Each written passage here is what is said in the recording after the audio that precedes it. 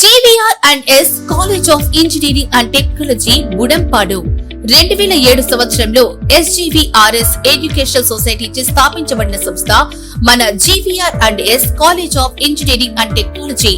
ఈ సొసైటీని engineering and technology మరియు మేనేజ్మెంట్ రంగాల్లో ఉన్నత విద్యను ప్రతి విద్యార్థికి అందించి అద్భుతమైన నైపుణ్యాలతో వారి కలలను సాకారం చేసుకోవడానికి మరియు విద్యార్థులు అంతా కూడా ఉన్నత శిఖరాలను చేరుకోవాలనే ముఖ్య లక్ష్యంతో highly certified and experienced number 1 teaching ఫ్యాకల్టీచే నూతన విద్యా విధానాలతో ఇంజనీరింగ్ విద్యా రంగంలో అదిరిపోయే ఫలితాలతో సంచలనాలు సృష్టిస్తూ ముందుకు దూసుకెళ్తున్న సంస్థ మన GVR&S college. Courses offer diploma, computer science and engineering, artificial intelligence and machine learning, electronics and communication engineering, electrical and electronics engineering, mechanical engineering. B Tech లో computer science and engineering, artificial intelligence and data science, artificial intelligence and machine learning, electronics and communication engineering, electrical and electronics engineering, mechanical engineering. M Tech లో computer science and engineering, VLSI and embedded systems, power systems, CAD or CAM and MBA. GVR&S engineering కాలేజీలో విద్యార్థులకు ప్రామాణిక విద్యతో పాటు practical knowledge, model ల్యాబ్లు, అనుభవజ్ఞులైన అధ్యాపకులు అందుబాటులో ఉంటారు. ప్లేస్మెంట్ ట్రైనింగ్, ఇంటర్న్షిప్ అవకాశాలు, ప్రాజెక్ట్ గైడెన్స్ మరియు కో కరికులర్ యాక్టివిటీస్ ద్వారా విద్యార్థుల సంపూర్ణ అభివృద్ధికి మా కాలేజ్ కట్టుబడి ఉంటుంది.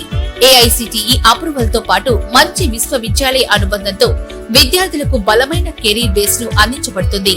మీ భవిష్యత్తుకి బలమైన పునాదిని GVR&S ఇంజనీరింగ్ కాలేజ్ తో నిర్మించుకోండి. మరిన్ని వివరాలకు మరియు అడ్మిషన్లకై సంప్రదించండి. GVR&S college of engineering and technology, Budampadu.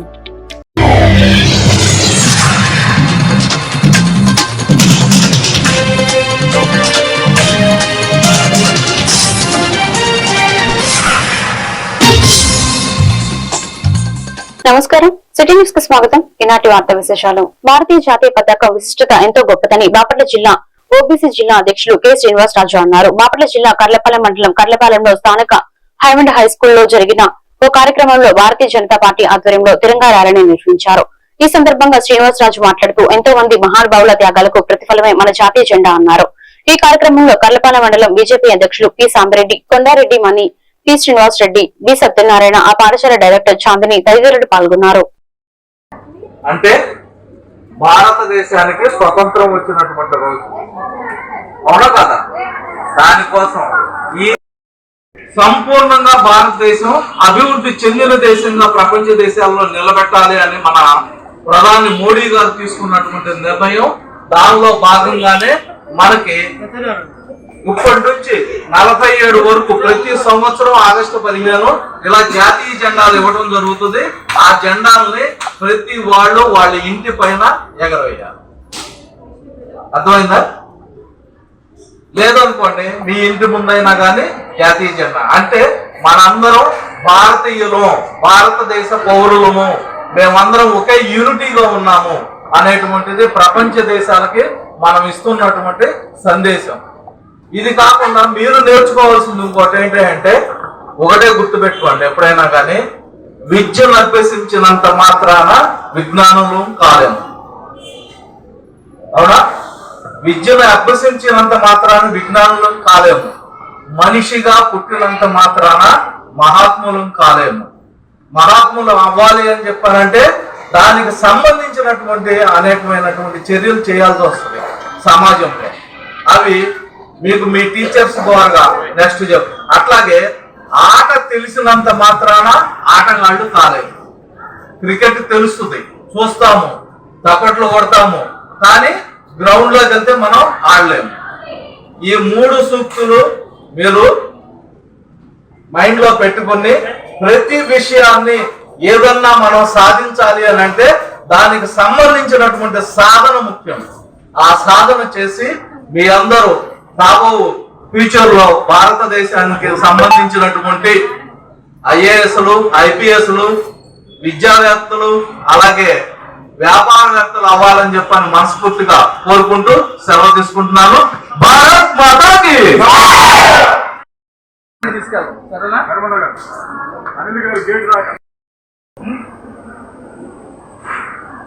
మీరందరూ 20 గారి స్కూల్లో చదువుతున్నారు.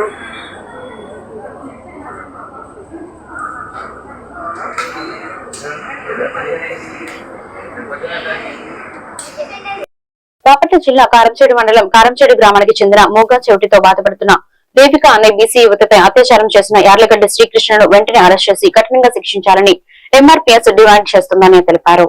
వికలాంగులకు పోరాడుతుంది చేయాలి దేవిక కుటుంబానికి వెంటనే దేవిక కుటుంబానికి వెంటనే చేయాలి దేవిక మీద దాడి చేసిన నిందితులను వెంటనే చేయాలి దేవిక మీద దాడి చేసిన ముద్దాయిలను వెంటనే చేయాలి దేవిక మీద దాడి చేసిన ముద్దాయిలను వెంటనే లాలి మందాకృష్ణ మాదిగారి నాయకత్వం లాలి వికలాంగుల హక్కుల పోరాట సమితి లాలి వికలాంగుల హక్కుల పోరాట సమితి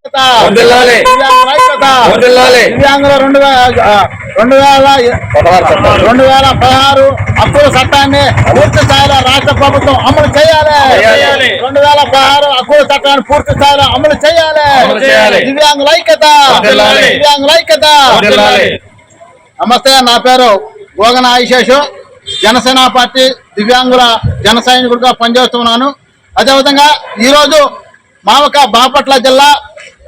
బాపట్ల జిల్లా మరి పచ్చూరు నియోజకవర్గం కారంచాడు గ్రామంలో మరి మావక మోగా చెవుడు దివ్యాంగురాల పైన దేవిక పైన మరి దాడి చేయడం అనేది చాలా ఇబ్బందికరమైన విషయం. ఈ విషయంలో వికలాంగుల ఐక్యత ఈ నెల 8వ తేదీన కారంచేడు గ్రామంలో ఒక దమ్మండప్ బాలిక దేవిక మీద మారణాయుధంతో దాడి జరిగింది. ఆమె చీరాల ఏరియా హాస్పిటల్లో చికిత్స పొందుతూ ఉంది. కానీ పోలీస్ డిపార్ట్మెంట్ వారు ఇప్పటికీ కేసు ఫైల్ చేయకుండా తరలించకుండా ఉండడం ఇది వికలాంగులను వెంటపరిచినట్లు జరుగుతుంది. ఈ విషయాన్ని గమనించి ముందుగా వారిని బాధ్యతలను శిక్షించి కారంచేడు గ్రామంలో ఒక రజక కుటుంబం అయినటువంటి వదిలి దేవికనే దివ్యాంగురాల మీద అగ్రవర్ణ భూస్వాములైనటువంటి ఎంతో ఉన్నత విద్యను అభ్యసించి గౌరవప్రదమైన ఉపాధ్యాయునిగా పనిచేసి రిటైర్డ్ అయినటువంటి యార్లగడ్డ శ్రీకృష్ణ గారు అమానుషికంగా ఒక దివ్యాంగురాల మీద దాడి చేయడమే కాకుండా మరలా ఆ కుటుంబం మీద మా మీద దాడి చేశారనే విధంగా వాళ్ళ మీదే కేసు పెట్టాలని చెప్పేసి ప్రయత్నం చేయడం చాలా దుర్మార్గమైన చర్య. ఇది మేము మందా కృష్ణమాది గారి ఎంఆర్పీఎస్ ఆధ్వర్యంలో దీన్ని తీవ్రంగా ఖండిస్తూ ఉన్నాము. మందా కృష్ణమాది గారు దివ్యాంగుల కోసం ఈ నెల ఆగస్టు 8వ తారీఖున దివ్యాంగురాలైన చెవిటి మోగ బాలికపై వదిలి దేవిక అనే బాలికపై అత్యంత అమానుషంగా మరి ఇంటి పక్కన ఉన్నటువంటి యార్లగడ్డ శ్రీకృష్ణ అతని భార్యాభర్తలు ఇద్దరు దాడి చేయడం అనేది యావత్ సమాజం కూడా చాలా బాధాకరంగా తీవ్రంగా పరిగణించాల్సిన విషయం. ఎందుకంటే సమాజంలో వికలాంగులంటే చాలా చిన్న చూపు ఉంటుంది. దానికి వారు ఏ ఉద్దేశంతో ఆ బాలికపై దాడి చేశారో వాళ్ళ మనస్సాక్షి ఆలోచించుకొని తెలియజేస్తా ఉన్నాం. మరి ఇలాంటి దాడులు పునరావృతం అయితే సమాజంలో వికలాంగుల పరిస్థితి ఏంటి?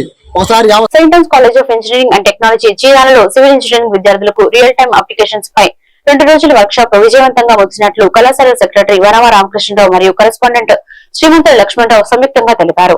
సివిల్ ఇంజనీరింగ్ డిపార్ట్మెంట్ వారి ఆధ్వర్యంలో రియల్ టైమ్ అప్లికేషన్స్ పై 2 రోజుల వర్క్ షాప్ ను విజయవంతంగా నిర్వహించినట్లు కళాశాల principal doctor K Jagadish Babu తెలిపారు. ఈ వర్క్ షాప్ నందు doctor C Subbarao director civil engineering విభాగ అధ్యాపకులు మరియు బీటెక్ నందు 2వ, 3వ మరియు 4వ సంవత్సరం చదువుతున్న విద్యార్థులు పాల్గొన్నారు. ఈ వర్క్ షాప్ నకు doctor G Vijay Kumar convener గా, ఎస్ఎస్ శివరామకృష్ణ కోఆర్డినేటర్ గా వ్యవహరించారు. కుటుంబ పాలనలో వేలాది మంది పేద కుటుంబాలను సీఎం సహాయనిధి ఆదుకుని ప్రాణాలు కాపాడుతుందని ప్రభుత్వ చీఫ్ విప్ సీనియర్ శాసనసభ్యులు జీవి ఆంజనేయులు తెలిపారు. మంగళవారం పట్టణంలోని చీఫ్ విప్ కార్యాలయంలో బాధితులకు సీఎం సహాయనిధి చెక్కులు ఆయన చేతుల మీదుగా అందజేశారు. ఈ సందర్భంగా జీవి ఆంజనేయులు మాట్లాడుతూ గతంలో మరే ప్రభుత్వం ఇవ్వనంత స్థాయిలో సీఎం చంద్రబాబు నాయుడు సీఎంఆర్ఎఫ్ ద్వారా నిధులు కేటాయించి బాధిత పేద కుటుంబాలను ఆదుకుంటున్నారని అన్నారు.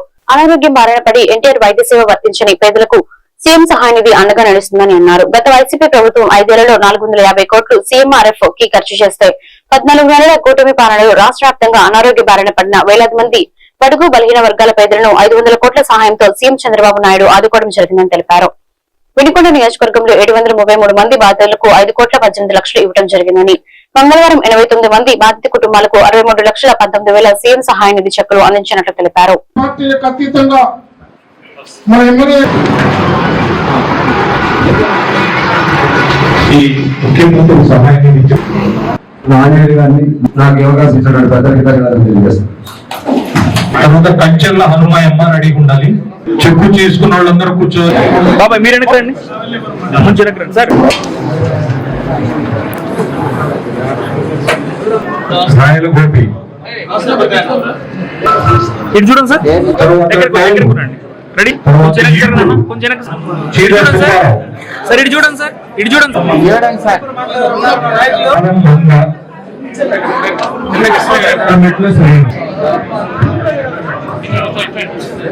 వచ్చారా?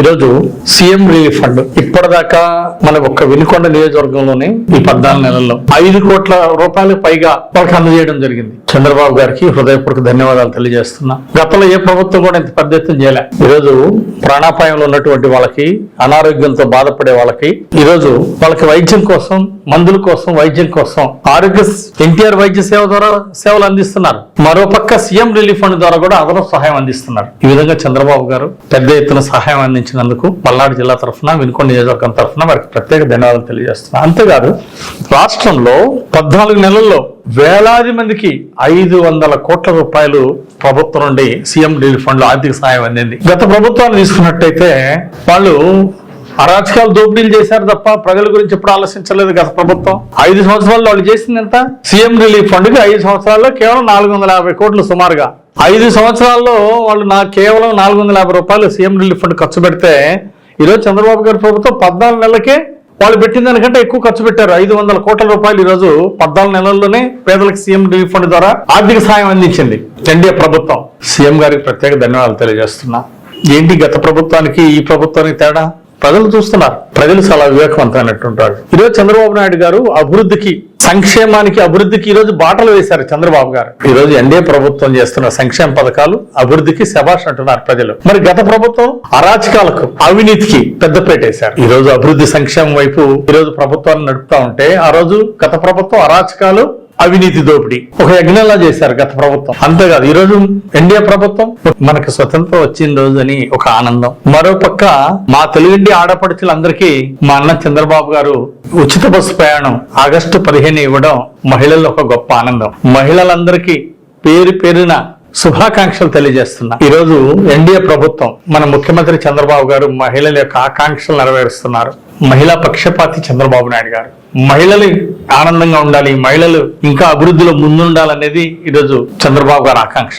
అందుకే మహిళలకి సంక్షేమంలో అన్నిట్లో పెద్దపీట ఇస్తున్నారు.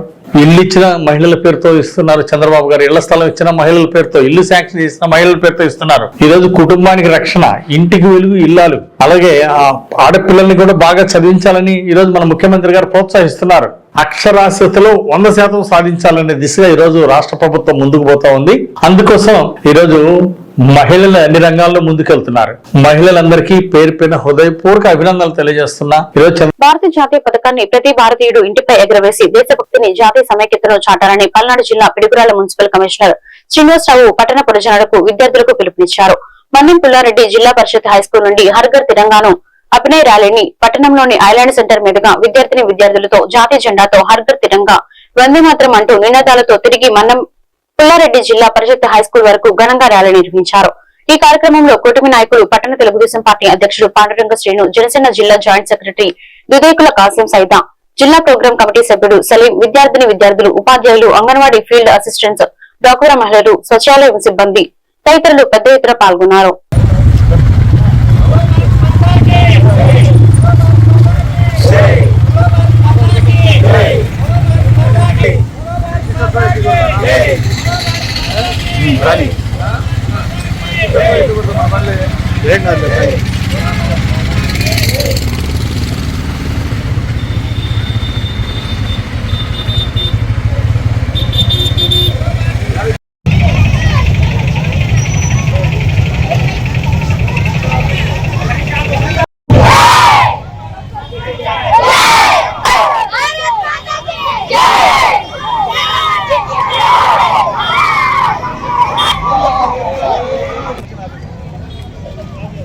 भारत माता की भारत माता की भारत माता की भारत माता की भारत माता की भारत माता की भारत माता की भारत माता की भारत माता की भारत माता की भारत माता की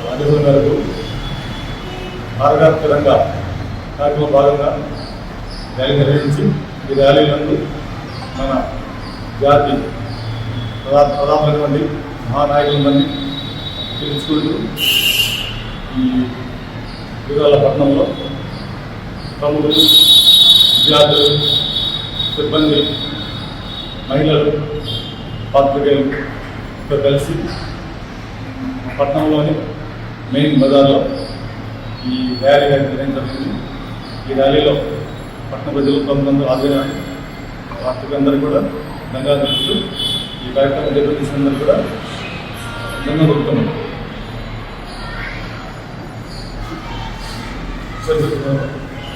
ఆధునిక వ్యవసాయంతోనే రైతు ఆర్థిక ప్రగతి సాధ్యమని ఉద్యాన పంటల సాగు దిశగా రైతుల అవగాహన పెంపొందించి ప్రోత్సహించాలని ప్రభుత్వ చీఫ్ విప్ సీనియర్ శాసనసభ్యులు జీవి ఆంజనేయులు కోరారు.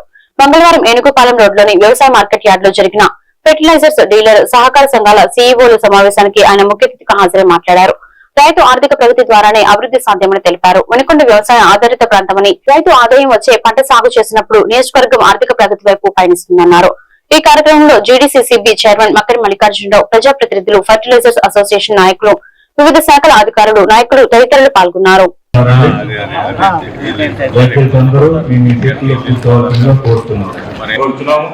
అలాగే ఈ కార్యక్రమానికి ముఖ్య అతిథిగా వచ్చేసిన మన గుంటూరు జిల్లా అట్లానే వైట్పల్లి టుబాకో కూడా కంపెనీస్ పర్మిట్ చేస్తున్నాయి. అదేవిధంగా మనకి సంబంధించిన తమ చెప్పిన విధంగా మొక్కజొన్న పంటను కూడా ఎంకరేజ్ చేయవలసిందిగా రైట్స్ కానీ స్పాట్స్ కానీ ఎక్కువ వచ్చేవలసిన అన్ని చోట్ల షాపింగ్ మూసేస్తున్నారు. 1వ తారీఖు వ్యవసాయ శాఖ మంత్రి అచ్చెన్నాయుడు గారు, అట్లాగే ఇన్ఛార్జి మంత్రి గొట్టిపాటి రవికుమార్ గారు, అలాగే జిల్లా కలెక్టర్, జిల్లా అధికారులు అందరూ కూడా అగ్రికల్చర్ ఆఫీసర్, అగ్రికల్చరు, హార్టికల్చరు డిపార్ట్మెంట్ల అధికారులు అందరూ కూడా యంత్రాంగం అంతా కూడా ఇక్కడ రైతు మేళా, కిసాన్ మేళా పెద్ద ఎత్తున జరుగుతూ ఉంది. మెగా కిసాన్ మేళా, ఈ మెగా రైతు మేళాకు వేలాది మంది రైతాంగం వస్తున్నారు. ముఖ్యంగా ఒక 150 అంటే డిఫరెంట్ పెస్టిసైడ్స్ కంపెనీలు, ఫెర్టిలైజర్ కంపెనీలు అంతా కూడా ఇక్కడ స్టాల్స్ ఏర్పాటు చేస్తున్నారు. అలాగే అగ్రికల్చర్ ఎక్విప్మెంట్ వాళ్ళు కూడా, అగ్రికల్చర్ ఎక్విప్మెంట్ వాళ్ళు, సీడ్ కంపెనీలు వాళ్ళు అంతా కూడా ఇక్కడ పెద్ద ఎత్తున, అంటే కొత్తగా వచ్చినటువంటి డ్రోన్ కంపెనీస్ ఇవన్నీ కూడా రైతులకు సంబంధించి ట్రాక్టర్లు, డ్రోన్స్, రోటోవీటర్లు, ఇట్లా వ్యవసాయ పరికరాలకు సంబంధించినటువంటి కంపెనీలు, డ్రిప్ ఇరిగేషన్ సంబంధించినటువంటి కంపెనీలు, హార్టికల్చర్ సంబంధించినటువంటి కంపెనీలు అంతా కూడా పెద్ద ఎత్తున ఇక్కడ అంతా కూడా ఒక స్టాల్స్. ఇది రైతుల పండగ. ఈ కిసాన్ మేళా అనేది రైతుల ఆర్థిక ప్రగతికి బాటలు వేయటం కోసం ఈ కిసాన్ మేళా ఏర్పాటు చేస్తున్నాం.